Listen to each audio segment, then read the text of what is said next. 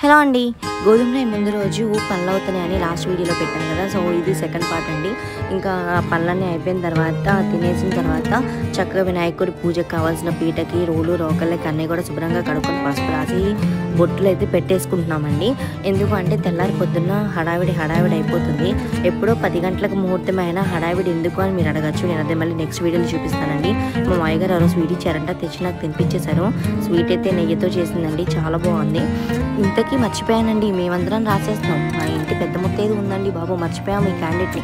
ఆడుకోవడానికి ఏడ్చి బయటికి వెళ్ళేసి వచ్చేసి నన్ను రాయనివ్వట్లేదని చెప్పి కూర్చుందండి. ఇంకా పీట దగ్గర అన్ని బొట్లు పసుపులు తన ఇష్టం అనమాట. మనం ఎలా అయితే పెడతామో అలానే చూసి పెట్టడానికి రెడీగా ఉంటుంది కదా. సో మొత్తానికి పీటకైతే పసుపు రాసేసుకున్నాం కదా.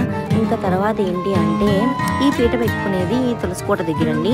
తులసమ్మని పెట్టడానికి అని చెప్పి ఇది రెడీ చేసి పెట్టుకున్నాం ముందు రోజే. అండ్ అలాగే ఇంకోటి ఏంటి అంటే రోలు రోకలి కదా. సో మొత్తానికి ఇదిగోండి కూర్చున్నాం. ఇంకా రోలు రోకలికి కూడా పసుపు రాసి మొత్తం అంతా తిరగాలండి. మెయిన్ రోలు రోకళ్ళు 2 తిరగాలి కదా.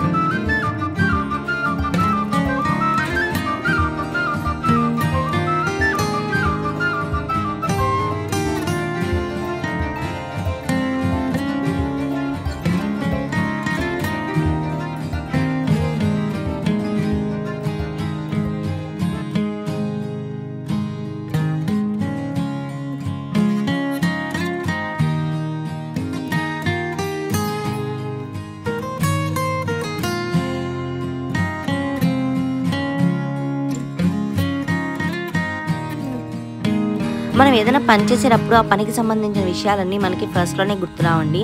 ఇంతకీ ఇది ఎందుకు అంటే రోకలికి ఆల్రెడీ ఒక దానికి అయితే బొట్లు పెట్టేశానండి. కానీ ఈ బొట్టు తడిపి పెడితే బాగుంటుందట, తర్వాత చెప్పారు. మళ్ళీ 2టికి పెట్టుకున్నాను. మా ఇంట్లో జరుగుతున్న పెళ్లి పనులన్నీ అప్డేట్స్ వచ్చేస్తాయండి. సో మీకు వీడియో నచ్చితే లైక్ చేసేసుకుని వెంటనే సబ్స్క్రైబ్ చేసేసుకోండి. బాయ్.